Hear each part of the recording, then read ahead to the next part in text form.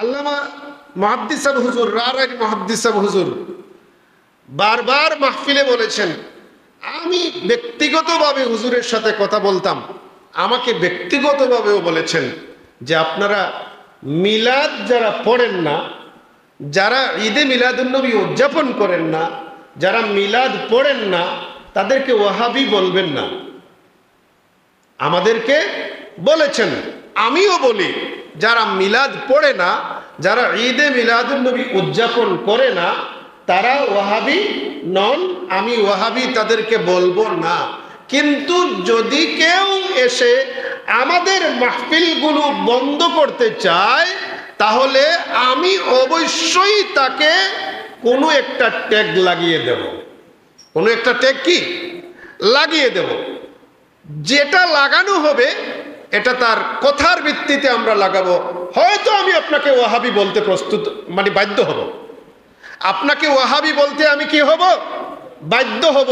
কারণ ওয়াহাবিরা ছাড়া এরকম শানদার একটা মাহফিলে এসে বাধা দেওয়ার মতো কেউ মন মানসিকতা রাখে না। এরকম মন মানসিকতা কারো নাই। ওলামায়ে দেওবন্দের এই মন মানসিকতা নাই। আমি ইনশাল্লাহ ক্লিয়ার করব। তাহলে আসুন আমরা আমার নবীজি নূর নবী মুহাম্মদ সাল্লাল্লাহু আলাইহি সাল্লামের কিছু জন্ম বৃত্তান্ত আলোচনা করি। পৃথিবীতে এই কথাটা যদি আমরা পৃথিবীর শুরু থেকে টাইনে আনি, তাহলে এখানে আলোচনা হয়ে যাবে দীর্ঘ। আমি কোনো একদিকে দিক লাগাতে পারবো না। আমার অনেক ভাইরা ঈদে মিলাদুন্নবীর আলোচনা করতে যায়া সৃষ্টির শুরু থেকে আলোচনা করতে চান। আমি আলহামদুলিল্লাহ বলি, শোনেন, সমস্যা নাই। কিন্তু এখানে একটা বিষয় নিয়ে টানাটানি শুরু হয়ে যায়, নবীজি কিসের তৈরি, নূরের নাকি মাটির? এই বিষয়টা নিয়ে টানাটানি শুরু হয়ে যায়। আমি আপনাকে বলবো, আমরা নবীজিকে নূর বলি। আমরা নবীজিকে কি বলি? একটু জুড়ে বলুন, আমরা কি বলি? নবীজি নূর। আপনি এটাকে আরো সুন্দর করে বলেন, নূরুন আলা নূর। নবীজি নূর, কিন্তু নবীকে আল্লাহ কি দিয়ে বানিয়েছেন? শরীরে নবীজির গোশত ছিল কি ছিল না? বলুন, আওয়াজ দিয়ে বলুন। নবীজির শরীরে গোশত ছিল কি ছিল না? হাড্ডি ছিল কি ছিল না? রক্ত ছিল কি ছিল না? তিনি মানুষ ছিলেন কি ছিলেন না? আরেক দল, আমাদের একদল ভাইরা বলতেছেন নবীজিকে মানুষ বললেই কাফের হয়ে যাবে। এখন আমি যদি সৃষ্টির শুরু থেকে কথা বলা শুরু করি, তাহলে কথা দেখেন কত দিকে চলে যাবে। আমি সেদিকে যাব না। আমি শুধু নবীজির জন্ম থেকে আলোচনা শুরু করব, বড়জন নবীজির আব্বাজান আম্মাজান সম্পর্কে। এই কথাটা ক্লিয়ার করি, নবীজি নূর। বলুন, নবীজি নূর, কিন্তু শরীরের গোশত, হাড্ডি, রক্ত, তিনি যে একটা আকৃতি ছিলেন, বডি ছিল আমার নবীজির, এই বডিটা আল্লাহ কি দিয়ে বানিয়েছেন? আমি জোড় হাতে আপনাকে বলবো, খবরদার এ নিয়ে বিতর্ক সৃষ্টি করবেন না। মানুষ এটা চায় না, মুমিন এটা শুনতে চায় না। আমরা নবীকে অনুসরণ করব, মহব্বত করি নবীজিকে। আপনি নবীজিকে মাটির তৈরি বলবেন, দুনিয়া কিয়ামত হয়ে যাবে, একটা দলিল দিতে পারবেন না। কোথায় নবীজি মাটির তৈরি? পারবেন না দলিল দিতে। কিন্তু নবীজিকে নূরের তৈরি বলে যে সকল দলিল আপনি উপস্থাপন করে মানুষকে বোঝাতে যাবেন, আমি আপনাকেও বাধা দেব না। থেমে যাও। নবীজিকে নূর বলে থেমে যাও। বলুন, নবীজিকে নূর বলে থেমে যাও। খবরদার মাটি বলবে না, নূর বলে থেমে যাও। আর বিশ্লেষণ করো না। সব কিছু বিশ্লেষণ করতে নাই। বলুন, সব কিছু বিশ্লেষণ করতে নাই। আল্লাহর কাছে আমরা পানা চাই। যারা আমাদের মাহফিলগুলোতে এসে এরকম বিভ্রান্তি চড়ান, আমরা তাদের থেকে আল্লাহর কাছে পানা চাই। আল্লাহ আমাদেরকে তৌফিক দান করুন। 570 খ্রিস্টাব্দে আমার নবীজি পৃথিবীতে আসেন। তখন পৃথিবীর অবস্থা এমন ছিল, জানা যেটা আপনাদের, তারিখ নিয়ে ইখতিলাফ, এসবে যাব না আমি। নবীজি নূর নবী মুহাম্মদ সাল্লাল্লাহু আলাইহি ওয়াসাল্লাম পৃথিবীতে যখন আসেন, পৃথিবী তমস্যাচ্ছন্ন ছিল। অন্ধকারাচ্ছন্ন ছিল। এর অর্থ এই নয় যে আকাশে সূর্য উঠেনি, সূর্য উঠেছে ঠিক, কিন্তু মানবতা বলতে কিছুই ছিল না। এমন একটা সময় আমার নবীজি পৃথিবীতে আসেন পুত পবিত্র অবস্থায়, সুবহানাল্লাহ বলেন।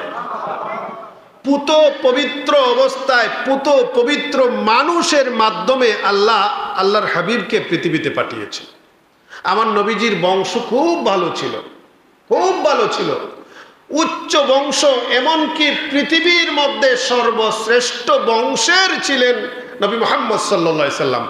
আমার নবীজির বংশের উপরে উন্নত কোনো বংশ আর পৃথিবীতে ছিল না, অতীতে, ভবিষ্যতেও হবে না। সর্বশ্রেষ্ঠ বংশ আমার নবীজির বংশ কুরাইশ। কুরাইশের মধ্যে আমার নবীজি নূর নবী মুহাম্মদ সাল্লাল্লাহু আলাইহি ওয়াসাল্লাম বনু হাশিম গোত্রে আমার নবীজি জন্মগ্রহণ করেছেন।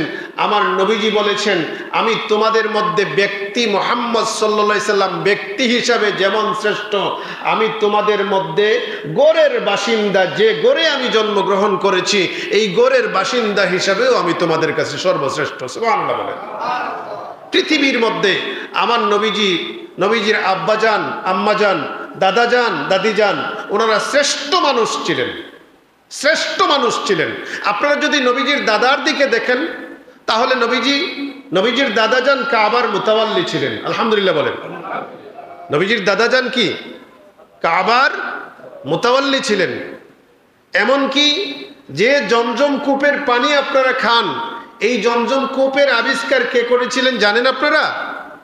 ইসমাইল জবিহুল্লাহ আলাইহিস সালাতু ওয়াস সালামের মাধ্যমে এই কূপের আবিষ্কার হয়েছে। পৃথিবীতে এই কূপ আল্লাহ দিয়েছেন এই ইসমাইল জবিহুল্লাহ আলাইহিস সালামের পায়ের আঘাতে কূপ হয়েছিল, পানি বের হয়েছিল। এটাকে ওনার মা হাজেরা আলাইহাস সালাতু ওয়াস সালাম থামিয়ে দিয়েছিলেন, চতুর্দিকে বাদ দিয়ে বলেছিলেন জমজম, থেমে যাও, থেমে যাও। জমজম শব্দের অর্থ থামো, থামো। জম মানে থামো, আরেকটা জম বললে থামো মানে থামো, থামো। আমরা যখন কিছুকে থামবার জন্য বলি তখন দুইবার বলি থামো, থামো। হ্যাঁ, এরকম ইসমাইল আলাইহিস সালাতু ওয়াস সালামের আম্মাজান যখন জমজম বললেন, থামার জন্য পানিকে বললেন, থেমে গেল। এখানে আল্লাহ বিশাল একটা কূপের ব্যবস্থা করলেন। দীর্ঘদিন এই কূপ পরিত্যক্ত অবস্থায় ছিল, দীর্ঘদিন ছিল, ভালো পানি দিয়েছে, পানি ছিল, আর শেষে বনি জুরহুম গোত্র এরা শত্রুতাবশত কূপটা বন্ধ করে দিয়েছিল। এরপর আমাদের নবীজির দাদাজান হযরতে খাজা আব্দুল্লাহ, আমি বলবো আমার সাথে আপনারা যদি মনে চায় পড়বেন রাদিয়াল্লাহু আনহু। আবার যদি আমাকে প্রশ্ন করেন যে নবীজির দাদার নামে আপনি রাদিয়াল্লাহ বলেন, তিনি তো সাহাবী ছিলেন না, আমি আপনার সাথে আজকে এই মুহূর্তে বিতর্কে যাব না।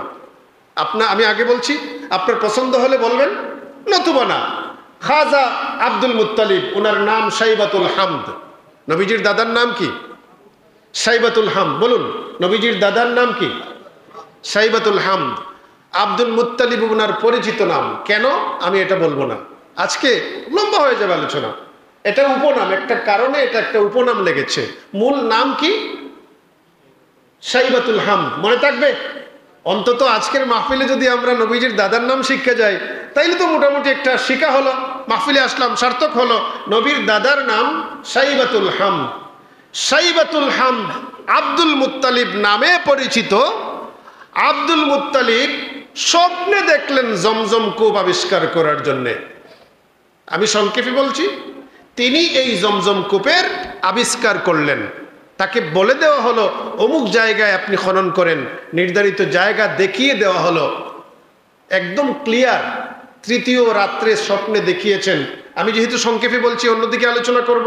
তৃতীয় রাত্রে জমজম কূপ যখন যিনি রাত্রে এসে স্বপ্নে বললেন, তখন বললেন উনি জমজম কূপ খনন করো, নির্ধারিত জায়গা বলে দিলেন যে কোথায়, যেখানে রক্ত এবং গোবর আছে। আগামীকাল এখানে কাক টুকরাবে, কাকটার পা সাদা। সুবহানাল্লাহ বলেন না? একদম ক্লিয়ার পরিচয় দিলেন। তিনি ঘুম থেকে উঠলেন, কোথায় রক্ত কোথায় গোবর, যে আসাফ এবং নায়লা মূর্তি যেখানে লোকেরা পশু কুরবানি করে, ওই সময় আমাদের কোরবানি যেটা এইরকম কোরবানি না, এরা বিভিন্ন পশু মান্যত করত, বা ওই ইসমাইল ইসলামের কোরবানিটা এরকম চালু ছিল, তারা তাদের মতো কোরবানি করত, এই জায়গায় কুরবানি করত। তখন গরুর রক্ত থাকতো আর গোবর থাকতো এখানে পড়ে, মানে গরু, উট, মহিষ যেটাই কুরবানি করত, যে জায়গায় পশু কুরবানি করা হয় এখানে রক্ত গোবর থাকারই কথা। তিনি এটা পেয়ে গেলেন, দেখলেন সেখানে একটা সাদা পা বিশিষ্ট কাক টুকরাচ্ছে মাটিতে, আর এই জায়গায় গিয়ে আব্দুল মুত্তালিব কূপ পেলেন, মানে খনন করলেন, এখানে কূপ পেলেন। সুবহানাল্লাহ বলেন। এই দেখেন আমাদের নবীজির দাদা জানের ওসিলায় আপনারা জমজম কূপ পেয়েছেন। এরা ঝগড়া লাগায় দিল, আমি কেরামতি বলছি, আমার নবীজির দাদা জানের কেরামতি বলছি। এরা ঝগড়া লাগায় দিল, কূপ তোমার একা হতে পারে না, আমরাও মালিক হব। তোমরাও মালিক হবা না, পানি খেতে পারো। আমি এটা পানি আমাকে বলে দেওয়া হয়েছে, আমি হাজিদের জন্য এটার পানির ব্যবস্থা করব, এখানে আপনারা পানি পান করতে পারেন, কিন্তু এই কূপের মালিকানা দেওয়া যাবে না। না, আমরা মালিক হব। কারা? সম্প্রদায়ের লোকেরা। ঝগড়া লাগলো, আসো আমরা বিচারকের কাছে যাই। বিচারক হলো জ্যোতিষী। বিচারকের কাছে যাবেন, এমত অবস্থায় রাস্তায় গিয়া পানির অভাব হয়ে গেল, মরুভূমি। খাজা আব্দুল মুত্তালিব রাদিয়াল্লাহু তাআলা আনহু রওনা দিয়েছেন লোকদেরকে নিয়ে, বিচারকের কাছে যাবেন, সেখানে গিয়ে বিচার করবেন। বিচারক যে রায় দিবেন সেই রায়ে বিচার হবে। কে মালিক হবে কূপের? এই কূপ সবার মালিক, সবাইকে এই কূপের মালিক নাকি শুধু আব্দুল মুত্তালিব? প্রতিমধ্যে প্রখর রৌদ্র, উত্তপ্ত বালুকা রাশি, সেখানে পানি শেষ হয়ে গেছে, অবস্থা বেগতিক। সবাই মিলে চিন্তা করলেন, এখন কি করা যায়? আমরা যাব বিচারের উদ্দেশ্যে বিচারকের কাছে, এখন তো দেখা যায় আমাদের জান যায়, কি করা যায়? সিদ্ধান্ত হলো সবাই সবার জন্য গর্ত করে রাখো, যে মারা যাবে সেখানে আমরা দাফন করব। অবশেষে হয়তো একজন মানুষ থেকে যেতে পারে দাফনের বাকি, এরকম সবাই গর্ত করে গর্তের পারে অপেক্ষা করতেছেন মৃত্যুর। খাজা আব্দুল মুত্তালিব রাদিয়াল্লাহু তাআলা আনহু, আমাদের নবীজির দাদা যান, তিনি বললেন, আমরা এখানে মৃত্যুর জন্য অপেক্ষা করছি, অথচ যদি আমরা চেষ্টা করি আর একটু আগাই, পানির তালাশ করি, হয়তো আল্লাহ আমাদেরকে ব্যবস্থা করে দিতে পারেন।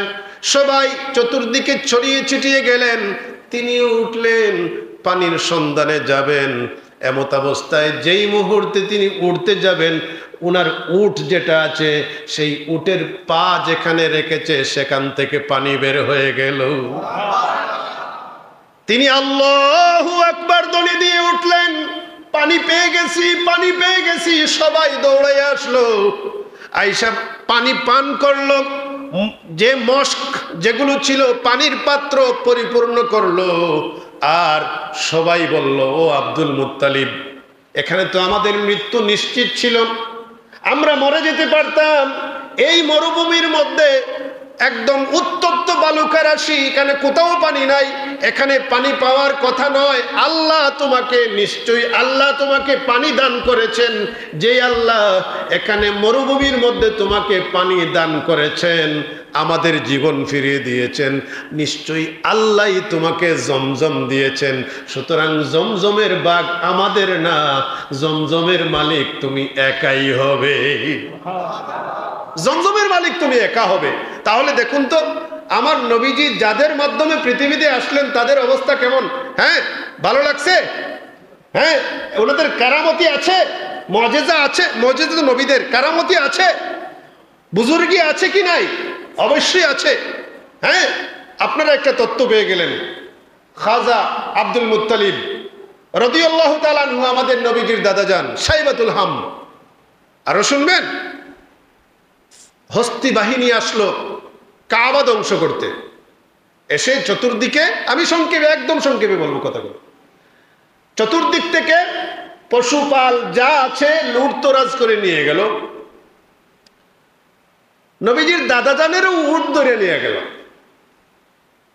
এই হস্তি বাহিনীর বিশাল হস্তির বাহিনী, বিশাল বড় একটা বাহিনী, হাতির বাহিনী, অনেকগুলো হাতি।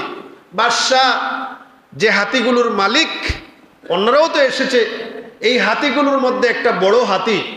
আমি সিরতের কিতাব থেকে বলছি, এই কথাগুলো কি সিরতের কিতাবে আছে, ইবনে হিশামে আছে, এরপর আল্লামা ইবনে কাসির রাহিমাহুল্লাহর যে লিখিত আল বিদায়া ওয়ান নিহায়া কিতাবে আছে। আপনারা এগুলো পেয়ে যাবেন, সব কিতাবেই আছে, এগুলো ইখতিলাফি কোনো বিষয় না।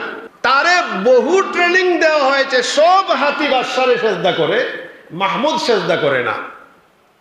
নবীজির দাদাজান আসছেন, হাতি ওনার হস্তি বাহিনী লোকেরা কি করেছে, উর্দুরে নিয়ে আসছেন এখানে। আসার পরে লোকেরা বলছে কাবার মুতাওয়াল্লি আসছেন। বাদশাকে বলছে কি, কাবার মুতাওয়াল্লি আসছেন, কাবার মুতাওয়াল্লি আসছেন, আসতে দাও। কাছে গিয়েছেন, তাবুর পাশেই ছিল মাহমুদ। নবীজির দাদাজানকে দেখে দাঁড়ায় গেল, দাঁড়াইয়া নবীজির দাদাজানের কদমে সেজদা করে দিল। সুবহানাল্লাহ, নবীজির দাদাজানের কদমে সেজদা করে দিল। বাদশা তো দেখে রেগে আগুন, দেখো আমি কত ট্রেনিং দিলাম, কত কিছু করলাম, আমাকে সেজদা দিল না, আর আব্দুল মুত্তালিবের পায়ের সেজদা দিতেছে। এখানেই তো কি বোঝা যায় যে এই হাতির মধ্যে আল্লাহ একটা যোগ্যতা দিয়েছিলেন, ভালো মানুষ মন্দ মানুষ চিনার যোগ্যতা দিয়েছিলেন। এই যোগ্যতায় দেখেছে বাদশা নরাদম, আর যিনি এসেছেন তিনি সরওয়ারে কায়নাত সাল্লাল্লাহু আলাইহি সাল্লাম, আর পূর্ব পিতা দাদা নূরে মুহাম্মাদি কপালে ছিল, নূরে মুহাম্মাদির বরকতে তাকে সেজদা করেছে। সুবহানাল্লাহ।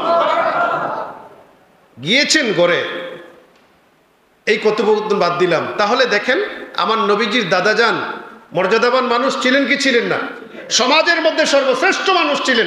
আরবে আমার নবীজির বংশের উপরে আর কোনো বংশই ছিল না। অথচ আমার নবীজি যখন দ্বীনের দাওয়াত দিলেন, এই কাফেরেরা আমার নবীজির বিরোধিতা করতে যায়া আমার নবীজিকে মন্দ শব্দ দিয়ে উপস্থাপন করে, বিভিন্ন মন্দ শব্দ।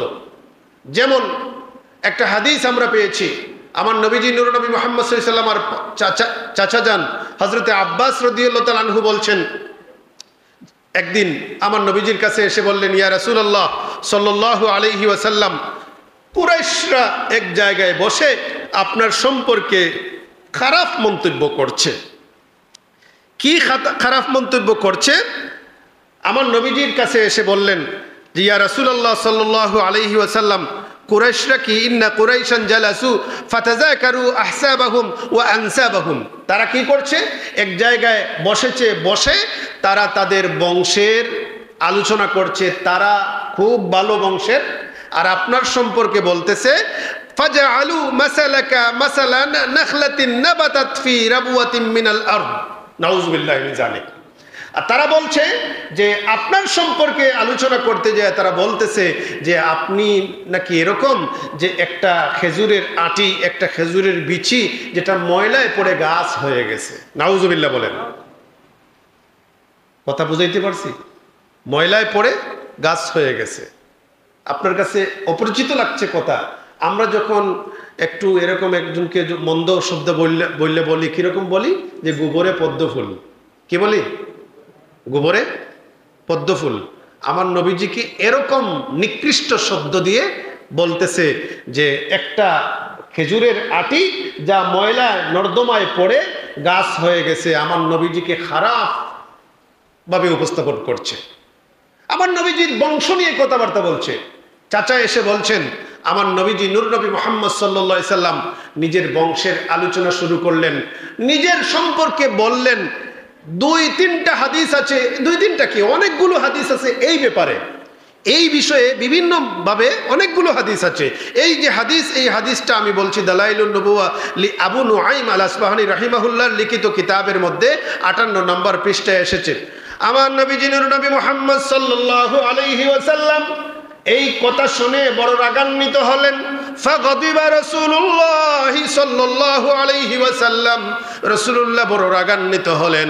ওয়া ক্বালা ইন্নাল্লাহা আযজা ওয়া জাল্লা হিনা খালাকাল খালকা জাআলানি মিন খায়রি খালকিহি।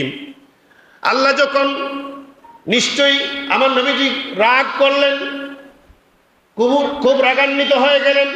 আমার নবীজি নূর নবী মুহাম্মদ সাল্লাল্লাহু আলাইহি ওয়াসাল্লাম বলেন, আল্লাহ যখন সৃষ্টি করবেন তখন সৃষ্টি করলেন, সৃষ্টি করে আমাকে খুব উন্নত, যেটা সর্বশ্রেষ্ঠ, সবার মধ্যে শ্রেষ্ঠ হিসাবে আমাকে সৃষ্টি করলেন। সুবহানাল্লাহ বলেন। সর্বশ্রেষ্ঠ হিসাবে আমাকে মনোনীত করলেন, সৃষ্টি করলেন। সুম্মা হিনা খালাকাল কাবাইল, এরপর যখন মানুষকে বিভিন্ন গোত্রে ভাগ করবেন, আল্লাহ যখন ইচ্ছা করলেন গোত্রে ভাগ করবেন, তখন আমার আল্লাহ ফাজআলানি মিন খায়রি কাবিলাতিহিম, এই কবিলাগুলোর মধ্যে আমাকে উত্তম কবিলা, উত্তম গোত্রের বাসিন্দা বানালেন। আমাকে উত্তম গোত্রের মধ্যে রাখলেন, উত্তম গোত্রের অন্তর্ভুক্ত করলেন। ওয়াহিনা খালাকাল আনফুসা ফাজআলানি মিন খায়রি আনফুসিহিম, আমাকে আল্লাহ পাক কি করলেন, ব্যক্তি হিসাবে সর্বশ্রেষ্ঠ বংশ যেটা আছে সেই বংশের মধ্যে রাখলেন। সর্বশ্রেষ্ঠ বংশের মাধ্যমে আমাকে পৃথিবীতে পাঠালেন।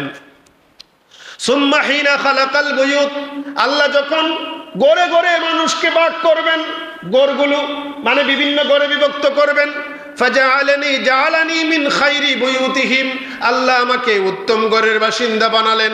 ফাআনা খায়রুহুম আবান ওয়া খায়রুহুম নাফসা, সুতরাং আমি আমার বাবা দাদা পরদাদা, আমি যেমন ব্যক্তি হিসাবে তোমাদের মধ্যে শ্রেষ্ঠ, আমি যেমন ব্যক্তি হিসাবে তোমাদের মধ্যে শ্রেষ্ঠ, আমি তো মুহাম্মদ সাল্লাল্লাহু আলাইহি সাল্লাম, আমি তো সর্বশ্রেষ্ঠ, ঠিক তেমনি আমার বাবা দাদা পরদাদা, আমার মা নানি পরনানি, ওই উপরের থেকে মার মা, এরকম বংশ পরম্পরায় একটা একটা করে আমি সর্বশ্রেষ্ঠ পিতার সন্তান।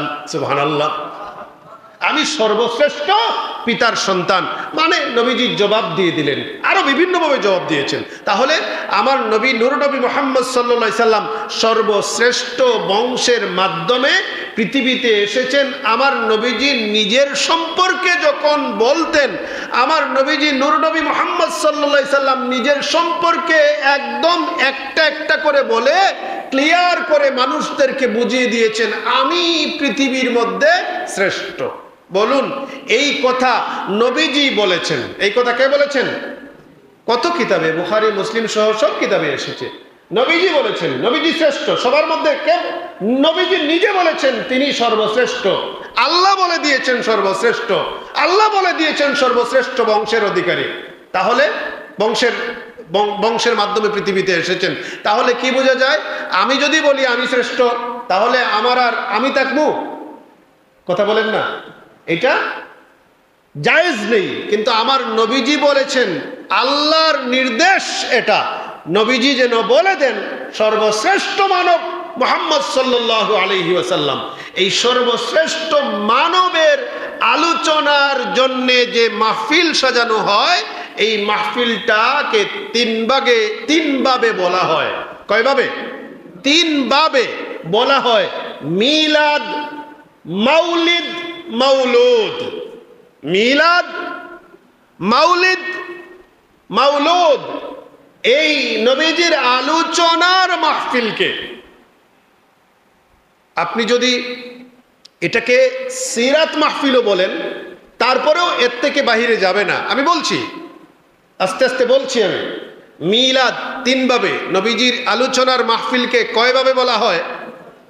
তিনটা শব্দে আমরা এই মাহফিলটাকে চিনব।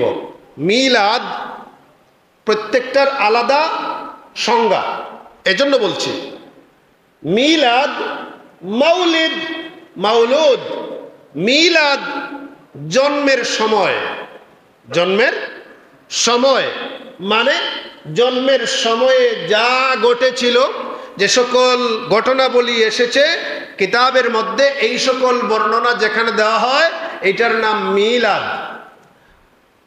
এরপর মিলাদ, মাউলিদ। এরপরেরটা কি? মাউলিদ। মাউলিদ হলো জন্মের স্থান। বলুন, আমার নবীজির জন্মের স্থান যেটা, জন্মের স্থান কাবাগরের কতটুকু দূরে দেখছেন না? মিলাদের, আমার নবীজির জন্মের গড় যেটা, একটা লাইব্রেরি আছে না, একদম কাছে। বলুন, এটা হারাম শরীফ। এটা কি? হারাম শরীফ। বলুন, এটা কি? হারাম শরীফ। পৃথিবীর মধ্যে হারাম শরীফের উপরে কোন স্থান আছে মর্যাদার? কোন স্থান নেই। সর্বশ্রেষ্ঠ জায়গা হারাম শরীফ, সেখানে আমার নবীজির জন্ম হয়েছে। তাহলে এটারও আলোচনা আছে, কোরআনে আছে, হাদিস শরীফে আছে। মাউলিদ। এরপর হলো মাউলুদ। কয়টা পরিভাষা? তিনটার মধ্যে তৃতীয়টা হলো মাউলুদ। মাউলুদ মানে হলো যে সন্তান জন্মগ্রহণ করেছে, পৃথিবীতে এসেছেন, এই সন্তানের আলোচনা। আচ্ছা বলুন তো, আমরা যে মিলাদ মাহফিলে আলোচনা শুরু করেছি, এই উদ্দেশ্য কার উদ্দেশ্য? নবী মুহাম্মদ সাল্লাল্লাহু আলাইহি ওয়াসাল্লাম। বলুন না, কার উদ্দেশ্য? যার জন্মের আলোচনা করছি তিনি মুহাম্মদ সাল্লাল্লাহু আলাইহি ওয়াসাল্লাম। তাহলে কি বোঝা যায়? নবীজি নূর নবী মুহাম্মদ মুস্তাফা আহমদ মুজতাবা সাল্লাল্লাহু আলাইহি ওয়াসাল্লাম যে সময় পৃথিবীতে এসেছেন, যে জায়গায় জন্মগ্রহণ করেছেন, এবং নবীজি মুহাম্মদ সাল্লাল্লাহু আলাইহি ওয়াসাল্লামের জীবন বৃত্তান্ত, জন্মের সময়কার ঘটনাবলী, জীবন বৃত্তান্ত, এবং বাবা মা বাবা, দাদা দাদি, এরকম বংশের আলোচনার মাহফিলের নাম মিলাদুন নবী মাহফিল। এই বংশের আলোচনা, জন্মের আলোচনা, স্থান যেখানে জন্ম নিয়েছেন, যে সময় যে জন্ম নিয়েছেন, জন্মের সময় সংগঠিত ঘটনাবলী, এগুলোর নাম একত্রিত রূপ হলো মিলাদ মাহফিল, মিলাদ শরীফ। তাহলে বলুন, এখানে নবীজির জন্মের সময়, যখন জন্মগ্রহণ করেছেন, এই সময় আলোচনা, এই সময়ের আলোচনা, এই সময়ের আলোচনা। এখানে আপনি কোনো মন্দ দিক আছে? এই সময়ের আলোচনা করার কোনো মন্দ দিক আছে? আমি দলিলে যাচ্ছি না, দলিল দিব অন্যদিকে। এখানে আমি দেখি না যে আপনি বলতে পারবেন যে এই সময়ের আলোচনা করবো না। আল্লাহ বলেছেন, আল্লাহ বলেছেন। এরপর দ্বিতীয়ত, আমার নবীজির নূর নবী মুহাম্মদ সাল্লাল্লাহু আলাইহি ওয়াসাল্লামের জন্মের স্থানের আলোচনা। এরপর আমার নবীজি নূর নবী মুহাম্মদ সাল্লাল্লাহু আলাইহি ওয়াসাল্লামের নিজের আলোচনা। এগুলো এর চাইতে ভালো কাজ আর পৃথিবীতে হতে পারে না। যেমন ধরেন, আমার সাথে একটা কিতাব আমি এনেছি। আমি আজকে তেমন কিছু আনি নেই, সাথে একটা কিতাব এনেছি, কারণ ওই সাথে ব্যাগ রাখতে বেশি আনলে তো বহনেরও একটা বিষয় আছে, আর আমি একা এসেছি আজকে। হ্যাঁ, তাহলে আপনাকে এখান থেকে আমি দেখাই যে তিনি কি বলেছেন। দেওবন্দি একজন আলেম ফতোয়ার কিতাব লিখেছেন, দেওবন্দি একজন আলেম ফতোয়ার কিতাব লিখেছেন, আহসানুল ফতোয়া। কি লিখেছেন? আহসানুল ফতোয়া। এখানে তিনি এই মিলাদ, প্রচলিত মিলাদের আলোচনা করতে গিয়ে তিনি প্রথমেই বলেছেন, নবী করিম सल्लल्लाहु अलैहि वसल्लम की सीरत व हालत पर मुसलमान को मतला करना इस्लाम का अहम तरीन फर्ज है। নবীজি सल्लल्लाहु अलैहि वसल्लम আর সিরত ও হালত, নবীজির জীবনী এবং নবীজির অবস্থা, হ্যাঁ, এগুলো জানানো। নবীজি নূর নবী মুহাম্মদ সাল্লাল্লাহু আলাইহি ওয়াসাল্লামের হালত। এখন নবীজির হালত যেটা আছে, নবীজি ছোট যখন ছিলেন যত কারামতি প্রকাশ পেয়েছে, নবীজির জন্মের সময়কালে যে সকল ঘটনাবলী ঘটেছে, এগুলো এই বিষয়ে আলোচনা তিনি করেছেন। করতে যেয়ে বলেছেন, এগুলো হলো এক জরুরি একটা ফরজ বিষয়। এই বিষয়টা কি খুব জরুরি এবং এটা ফরজ। কি বলেছেন? নবীজির আলোচনা, মিলাদের আলোচনা, জন্মের আলোচনা, নবীজির হালত আলোচনা করা, সিরত আলোচনা করা, সুরত আলোচনা করা, এগুলা কি আহামতরিন একটি ফরজ।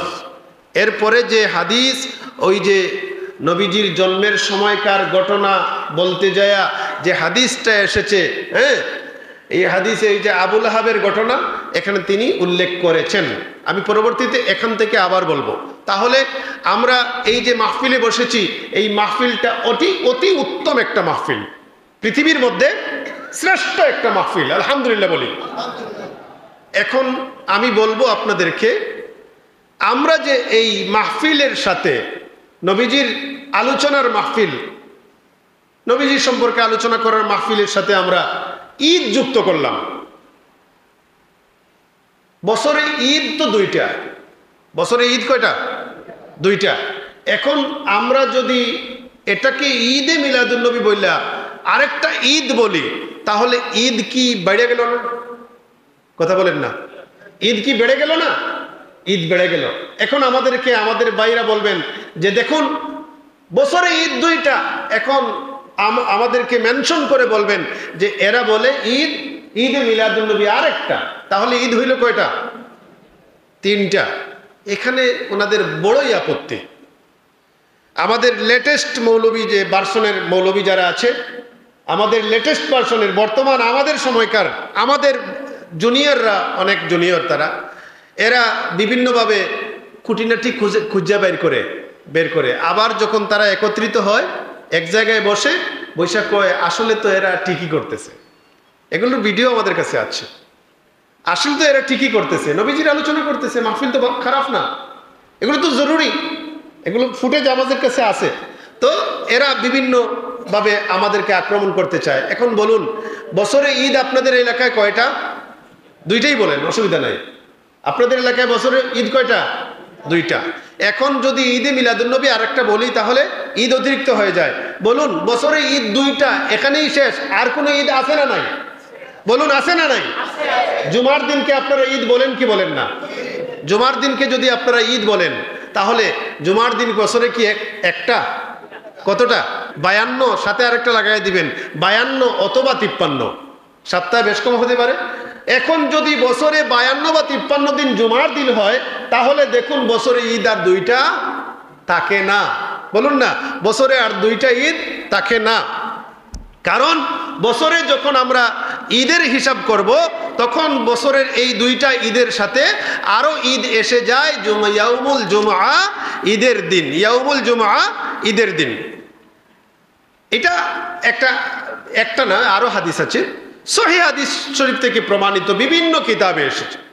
আন আবি লুবাবাত ইবনে আব্দুল মুনজির, আমি এক হাদিস দিয়ে বোঝাতে চেষ্টা করব, অন্য হাদিস আছে, কম করে বলতে হবে কথা, আরো বিভিন্ন পয়েন্ট আছে। আন আবি লুবাবাত ইবনে আব্দুল মুনজির قال قال النبي صلى الله عليه وسلم إن يوم الجمعة سيد الأيام وأعظمها عند الله وهو أعظم عند الله من يوم الأضحى ويوم الفطر। প্রথম কথা হলো এই দিন ঈদের দিন। আমি যে হাদিসটা বলছি এটা হলো পরে, তো ওই আগের হাদিসটা বলতে হবে, জুমার দিন, ঈদের দিন। আন উবাইদ ইবনে সাব্বাক আন ইবনে আব্বাসিন قال قال رسول الله صلى الله عليه وسلم إن هذا يوم عيد جعله الله للمسلمين فمن جاء إلى الجمعة فليغتسل وإن كان طيب فليمس منه وعليكم بالسواك। আমার নবীজি জুমার দিন বয়ান দিচ্ছেন, বয়ানে আমার নবীজি বললেন, নিশ্চয়ই এই দিন, জুমার দিন, ঈদের দিন, আল্লাহ মুসলমানদের জন্য এই দিনটাকে ঈদের দিন বানায়া দিয়েছেন। সুতরাং এই দিন যেন তোমরা মুসলমানরা কি করবে? গোসল করবে, আর আতর যদি সুগন্ধি থাকে তাহলে লাগাবে। সুবহানাল্লাহ বলেন। তাহলে ওয়া আলাইকুম বিসওয়াক, এবং কি করবে? মিসওয়াক করবে। তাহলে জুমার দিনকে আল্লাহর নবী ঈদের দিন ঘোষণা দিলেন।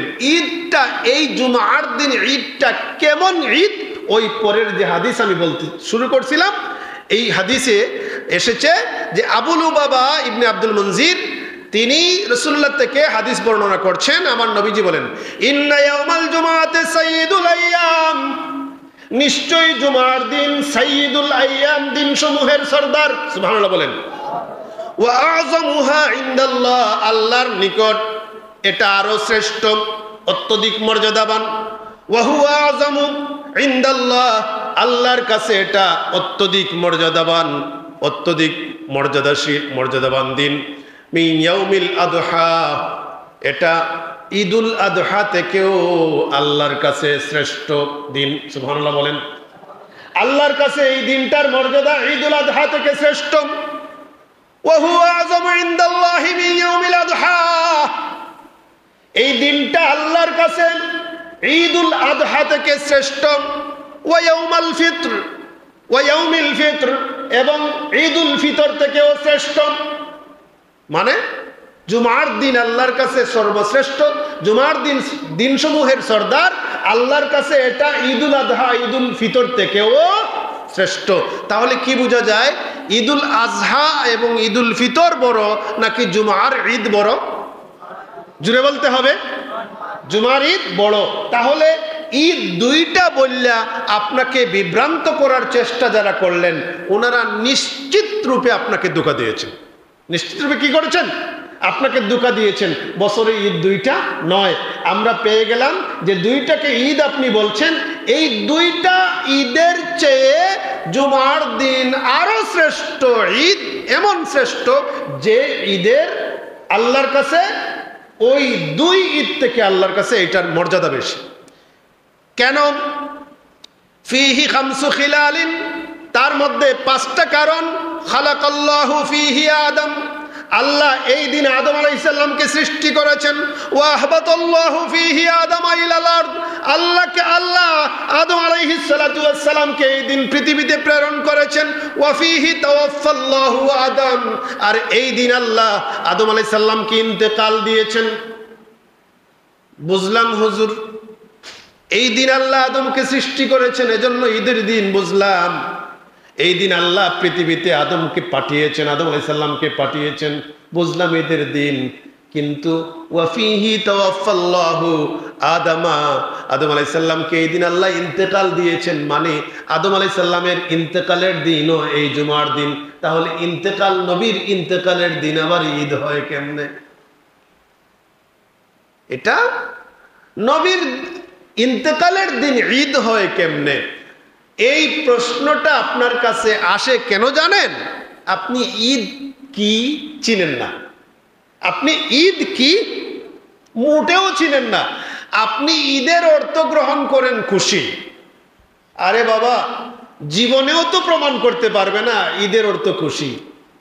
কোথায় পাইলা তুমি ঈদ অর্থ খুশি? আদা ইয়াউদু, ঈদ অর্থ ফিরে আসা, বারবার ফিরে আসে। এই জন্য এই দিনটা ঈদের দিন।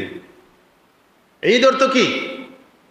খুশি। এটা হলো পারিভাষিক একটা অর্থ, এটা একটা পারিভাষিক অর্থ। আমরা খুশিবাসি করি, এই জন্য ঈদ, এটাকে খুশি বলা হয়। ঈদের অর্থ হলো ফিরে আসা। ঈদের অর্থ কি? ফিরে আসা, বারবার ফিরে আসে।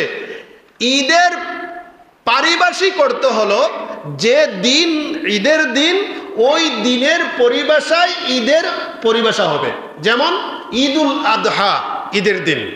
এই দিন কিসের ঈদের দিন? যে এই দিন হলো কুরবানি করার খুশি। এই দিন কি করবে? কুরবানি করবে। তাহলে দেখা যায় ঈদ এই দিন কুরবানি করা। আবার যদি আমরা ঈদুল ফিতরে যাই, এই দিন কিসের ঈদ? যে এই দিন ফিতরা দেওয়া আর রোজা ভাঙ্গার ঈদ, খুশি। হ্যাঁ, তাহলে জুমার দিন কিসের ঈদ? জুমার দিন কি আমরা খুশি হই? জুমার দিন তো আমরা জুমায় আসি, মসজিদে এসে জুমার নামাজ আদায় করি। তাহলে এই দিনও খুশি না? এই দিন কি আল্লাহর বিধান, মসজিদে যাব, জুমার নামাজ আদায় করব, খতিবের সামনে বসবো, খতিব খুতবা দিবেন, এইটা ঈদ। তাহলে এক এক ঈদের এক এক পরিভাষা। বলবেন আরো সোজা করে বলেন হুজুর। ঠিক আছে, আরো সোজা করে বলবো, খাওয়া দাওয়ারও ঈদ আছে। সুবহানাল্লাহ কন্যা, খাওয়া দাওয়ারও কি ঈদ আছে? একটু তাকুক, আমি হাদিসটা পূর্ণ করি। ওয়াফিহি তাওয়াফাল্লাহু আদম আলাইহিস সালাম, এই দিন আল্লাহ আদম আলাইহিস সালামকে ইন্তেকাল দিয়েছেন, উনি ইন্তেকাল করেছেন। এই দিনও ঈদের দিন।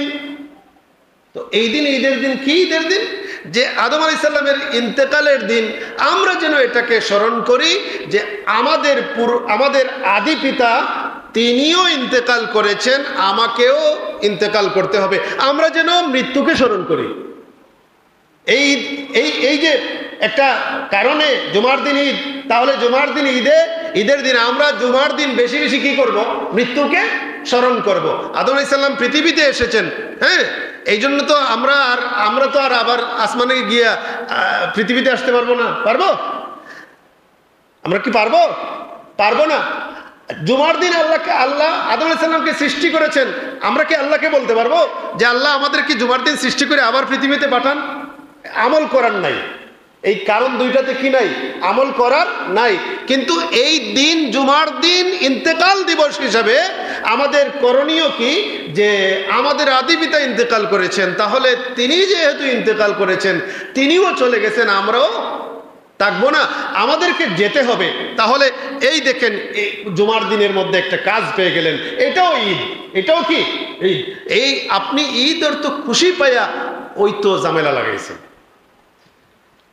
এরপর পরে আরো এই জুমার দিনে আরো দুইটা কারণ আছে, 5 কারণে জুমার দিন শ্রেষ্ঠ।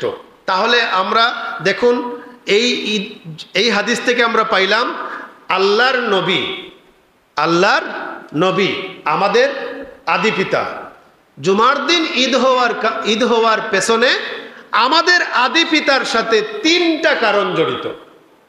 একটা তার সৃষ্টি, আরেকটা ওনার আগমন, আরেকটা ওনার ইন্তেকাল। তাহলে আদম আলাইহিস সালামের কারণে জুমার দিন শ্রেষ্ঠ হয়েছে।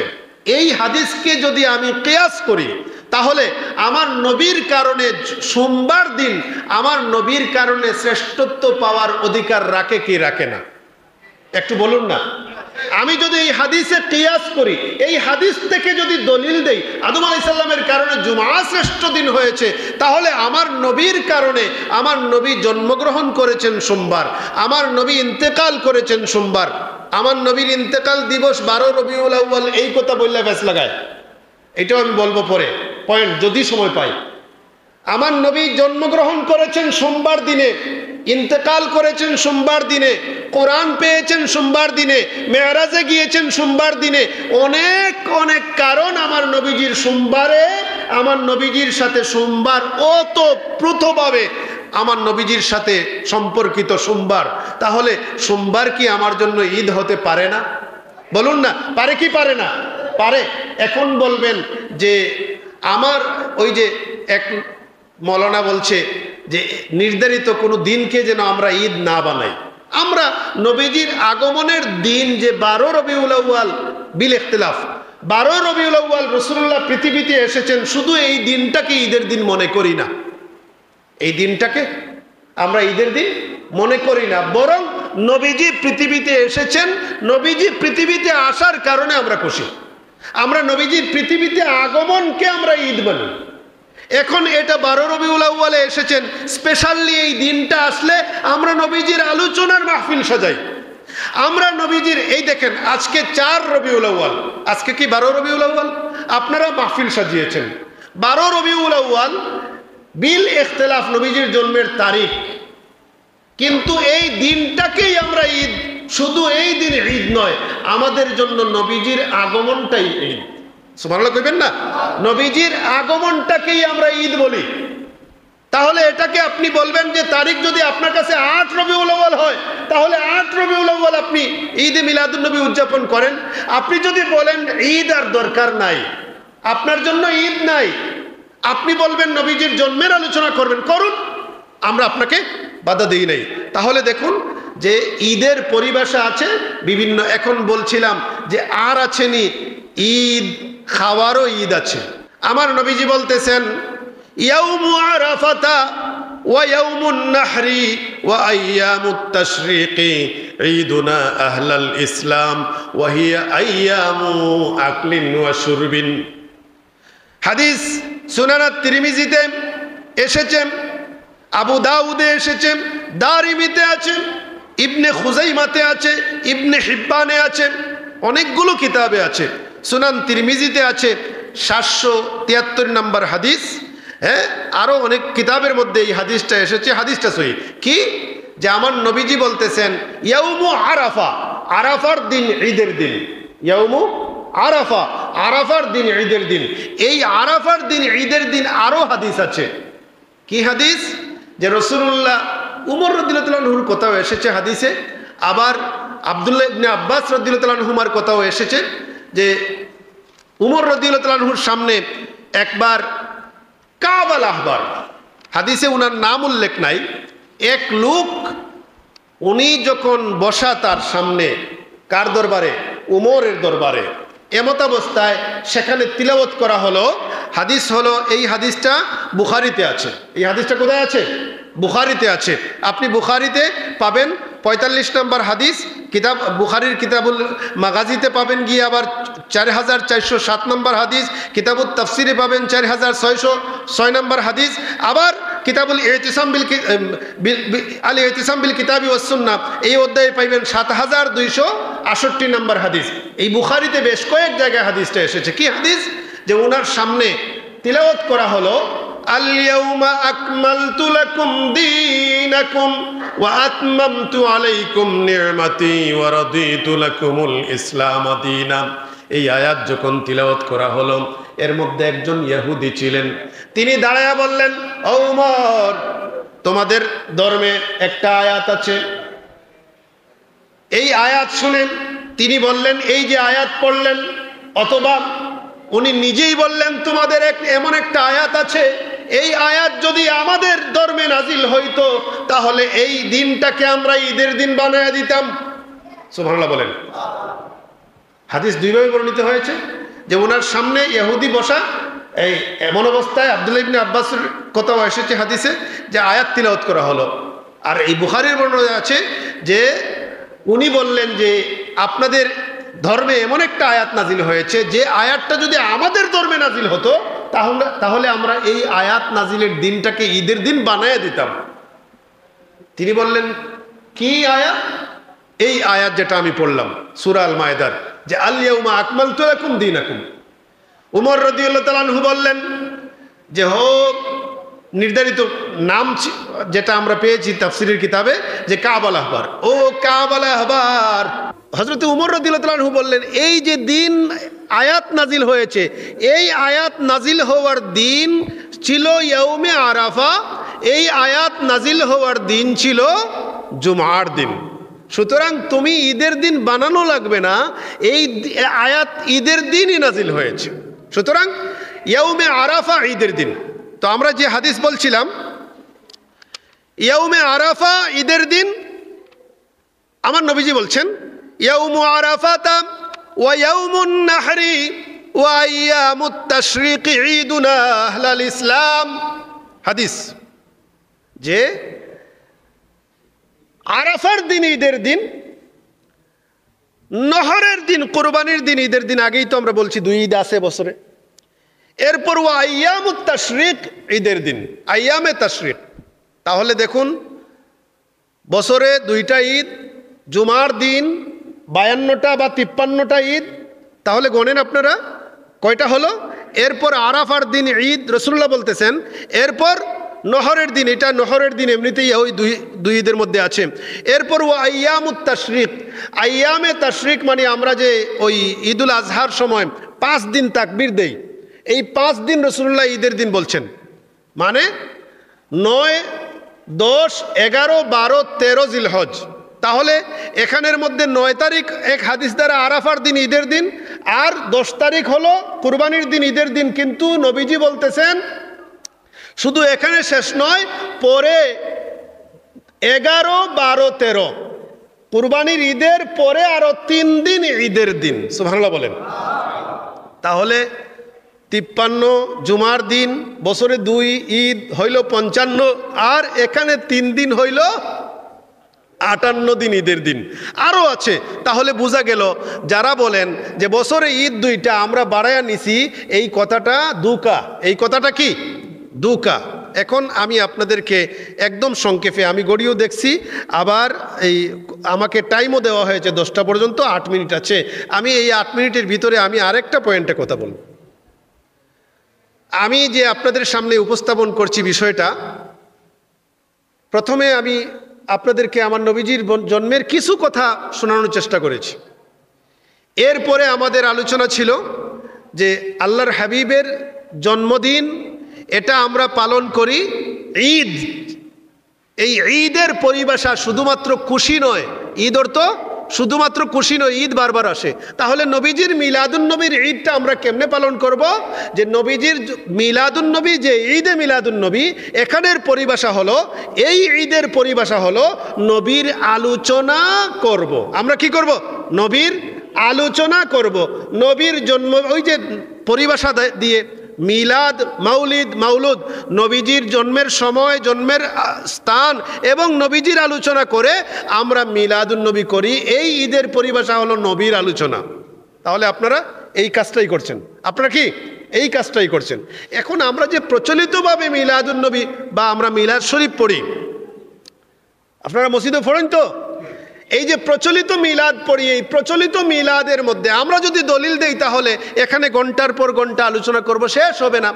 আমি শুধুমাত্র একটা কিতাব যেটা সাথে নিয়ে এসেছি এখান থেকে বলবো আমাদের মিলাদে ওনাদের আপত্তি কি, আমাদের মিলাদে ওনাদের আপত্তি কি।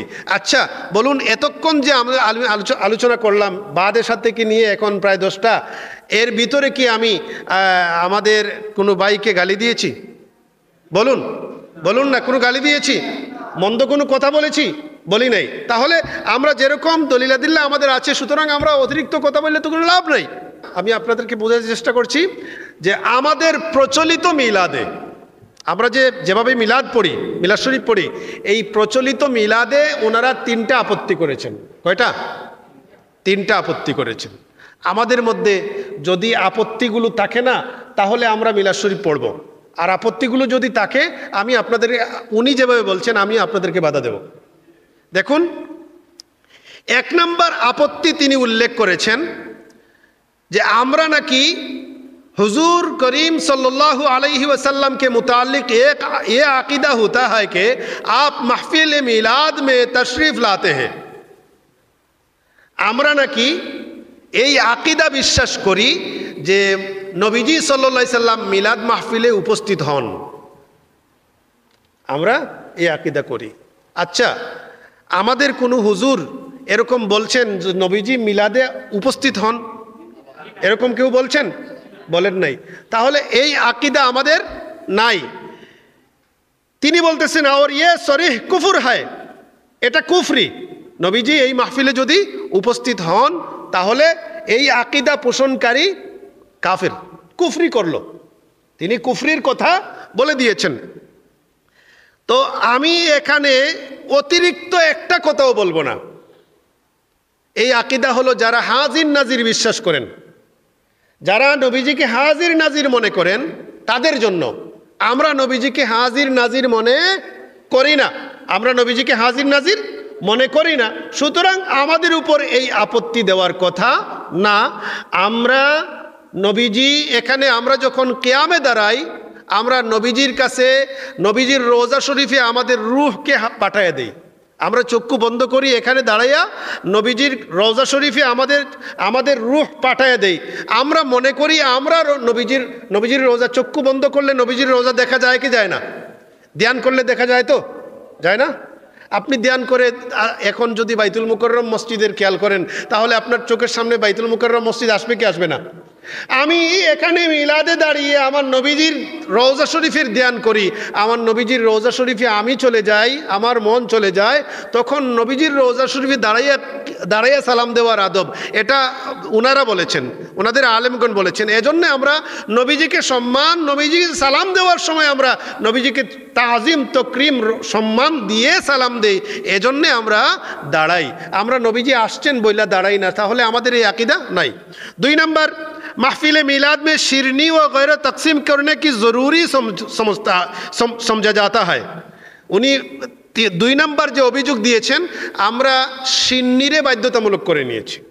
আচ্ছা, সিন্নি ছাড়া মিলাদ কি নাই? যদি সিন্নি ছাড়া হয় জায়েজ হবে, সিন্নি সহ হলে জায়েজ হবে না। তাহলে যত ওয়াজ মাহফিল আছে সব মাহফিলগুলো ক্যান্সেল। বলুন না, সব মাহফিলগুলো কি ক্যান্সেল? মানে আর কোনো মাহফিল করতে পারবেন না, কারণ হাজার মাহফিল হয়, আমাদের হয় এবং বিভিন্ন দলের হয়, সব মাহফিলেই খাবার আছে। কথা বলেন না, সব মাহফিলে কি খাবার আছে। কেউ কিন্তু বাধ্যতামূলক করে না। মেহমান আসছেন, মেহমানদেরকে মেহমানদারি করা সুন্নত, এই হিসাবে করি। আমরা সিন্নিকে বাধ্যতামূলক করি না, বরং মেহমানদারি হিসাবে করাই। আমরা কি করি? মেহমানদারি হিসেবে করাই।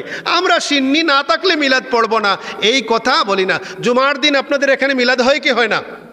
যদি মিলাদ হয় তাহলে আপনারা দেখুন সিন্নি আসে কি আসে না? কতজন মানুষ সিন্নি খায়? দোয়ার পরেই তো মানে 3/2 তো চলে যায়। সিন্নি বন্টন করার আগে 3/2 চলে যায়। মিলাদ পড়ছে এই জন্য সিন্নি খাওয়া লাগবে, অথবা মিলাদ পড়াইছে এই জন্য সিন্নি করাই লাগবে, এরকম বাধ্যতামূলক নয়। হ্যাঁ, সিন্নি করি আমরা মেহমানদারির জন্যে, আল্লাহর নবী বলেছেন মেহমানদারি করার জন্যে, খাওয়ানোর জন্য বলেছেন। হ্যাঁ, আফসুস সালাম আতইমুত তাআম, তোমরা সালাম প্রচার করো আর মানুষকে খাবার খাওয়াও। তাহলে দেখা যায় এই সিন্নিটাকে আমরা বাধ্যতামূলক মনে করি না, কিন্তু যদি মেহমানদারি হিসাবে আমরা সিন্নি করি তাহলে এটা রাসূলুল্লাহর সুন্নত। মেহমান আসছে, মেহমানদেরকে খাবার খাওয়াও। হ্যাঁ, এটা বাধ্যতামূলক নয়, আমরাও বাধ্যতামূলক মনে করি না। এরপর তিনি বলেছেন মুআয়্যান মহিনে और मुकर्रर तारीख पर मिलाद करना ज़रूरी ख्याल किया जाता है। তিনি বলতেছেন 3 নম্বর অভিযোগ যে আমরা মিলাদের যে তারিখটাকে আমরা খুব বাধ্যতামূলক মনে করি। আচ্ছা, আজকে এই মসজিদে আপনারা শরীফগঞ্জ জামে মসজিদে ঈদে মিলাদুন্নবী সাল্লাল্লাহু আলাইহি সাল্লাম মাহফিল করেছেন। ঈদে মিলাদুন্নবীর তো মূল তারিখ আমরা যেটাকে বলি 12ই রবিউল আউয়াল বিল ইখতিলাফ। এখন আপনারা 12ই রবিউল আউয়াল কি বাধ্যতামূলক করেছেন? বলেন না। আজকে তো 4 রবিউল আউয়াল, বলুন না আজকে কয় রবিউল আউয়াল? 4 রবিউল আউয়াল। তাহলে তো আমরা 3 তারিখকে বাধ্যতামূলক মনে করলাম না। 1 তারিখ নির্ধারিত করার পর দেখা গেল যে এই তারিখে সুবিধা হয় না, আরেকটা তারিখ আমরা পাল্টাই নিলাম। আমরা কি বলছি যে না, যে তারিখ নির্ধারিত করছি ওই তারিখ ছাড়া মিলাদুন্নবী হবে না? বলছি? বলি নাই। তাহলে আমাদের উপর যে অভিযোগটা দেওয়া হলো যে আমরা দিন তারিখকে বাধ্যতামূলক করে নেই, আজকে 4 রবিউল আউয়াল, আরও আগে শুরু হয়ে গেছে, সারা মাস চলবে, সারা বছর চলবে, সুতরাং দিন তারিখটাকেও আমরা বাধ্যতামূলক মনে করি না। আহসানুল ফতোয়া প্রথম জিলদের 348 নম্বর পৃষ্ঠায় যে 3টা অভিযোগ দেওয়া হয়েছে প্রচলিত মিলাদের বিরুদ্ধে, আমাদের উপর এই 3টা অভিযোগের একটা অভিযোগও নাই। সুতরাং আমরা মিলাদ শরীফ পড়তে পারি। আমি আপনাদের সামনে একদম এই বিভিন্ন পয়েন্টে যে কথাগুলো বলার চেষ্টা করছি প্রত্যেকটায় দলিল দেওয়ার চেষ্টা করছি যে আমরা যাতে আমাদের মাহফিলগুলো চালু থাকে। এই যে বাচ্চা যারা আছে, আমরা নবীজির মাহফিল যদি বন্ধ করে দেই, আজকে শরীফগঞ্জ মাহফিল হচ্ছে কয় বছর? 7 বছর। 7 বছর ধরে হচ্ছে। এখন যদি আমরা সামনের বছর না করি, বন্ধ করে দেই, পরবর্তী জেনারেশন যে আসবে, পরবর্তী প্রজন্ম যে আসবে, এরা নবীজির মাহফিল সম্পর্কে জানবে। আমি দালিলিক আলোচনা করছি, আরও হয়তো জন্মবৃত্তান্তের আলোচনা হয়েছে, আমি তো আর একা আলোচনা করছি না। হ্যাঁ, আর আমি যেখানেই যাই কিছু এই মাহফিলের দালিলিক আলোচনা মানুষকে বোঝানোর চেষ্টা করি। প্রতি বছরই দৌড়াইতে হয়, আর প্রতি বছরই আমি এইরকম দলিল দিয়ে আলোচনা করি। আমরা যে দলিল দিচ্ছি, আমরা এখানে বেদাতের গন্ধ পাই না, আমাদের এখানে কোনো বেদাতের গন্ধ নাই। আপনি যদি বলেন বেদাত নবীজির জামানায় ছিল না, নবীজির জামানায় ছিল কি ছিল না, ভাইস প্রিন্সিপাল হুজুর আইবা, উনি দলিল সহকারে বলবেন। আমি রেখে দিয়েছি ওনার জন্য কিছু আলোচনা, তো আরও কত আলোচনা রয়ে গেছে, উনি আলোচনা করবেন নবীজির জামানায় ছিল কি ছিল না। আমরা অনেক বলতে পারবো, কিন্তু আমি যে কথাটা বলতে চেষ্টা করছি এই কথাটা হলো নবীর জামানায় যা ছিল না এগুলো যদি বিদআত হয়, তাহলে আপনাদের এলাকায় খতমে ইউনুস পড়া হয় কি হয় না? একটু জুড়ে বলবেন। নবীজি কি খতমে ইউনুস পড়েছেন? পড়তে বলেছেন? আবিষ্কার করেছেন? কোন সাহাবি, তাবি কেউই খতমে ইউনুস পড়েন নাই। এখন কৌমির মেসাবেও খতমে ইউনুস পড়েন, আর আমরা যারা আছি ফুলতলি বা শশিনা, আমরাও কিতা করি? হ্যাঁ, খতমে ইউনুস পড়ি। এরপর আরও যারা আছেন সবাই খতম পড়েন, পড়িয়া টাকা নেন। কুরআন শরীফের খতম আমরা যেভাবে পড়ি 10 জন 5 জন বইয়া, এটাও তো নবীর জামানায় এরকম পড়া হতো না। বুখারী শরীফ লেখাই হয় নাই নবীর জামানায়। কি বুখারী শরীফ লেখাই হয় নাই? বুখারী শরীফের খতম বের হয়ে গেছে 1 লক্ষ টাকা লাগে, 1.5 লক্ষ টাকা লাগে, 2 লাখ টাকা লাগে। যদি মানুষের সেরকম কি হয়, বিশাল আয়োজন। এগুলো তো নবীর জামানায় ছিল না, কোনো সাহাবীর জামানায় ছিল না, তাবির জামানায় ছিল না। তাহলে এখানে কি বেদাতের গন্ধ নাই? এই যে ওয়াজ মাহফিলগুলো হয় জায়গায় জায়গায় প্যান্ডেল করিয়া, এগুলো কি নবীর জামানায় ছিল? তাহলে বিদআত ফিদ্দিন, বিদআত লিদ্দিন, এগুলোকে আপনি যদি একত্রিত করে ফেলেন তাহলে আপনি বড় বিভ্রান্তির মধ্যে পড়ে যাবেন, আমাদেরকেও বিভ্রান্তির মধ্যে ফেলে দিবেন। আমরা বিদআত না, এগুলো বিদআত নয়, এগুলো সুন্নত। এগুলো কি সুন্নত। তবে আমরা বাধ্যতামূলক কোনো কিছুকেই বাধ্যতামূলক করি না। মিলাদের মধ্যে কিয়াম করাকেও আমরা বাধ্যতামূলক মনে করি না, ঐচ্ছিক।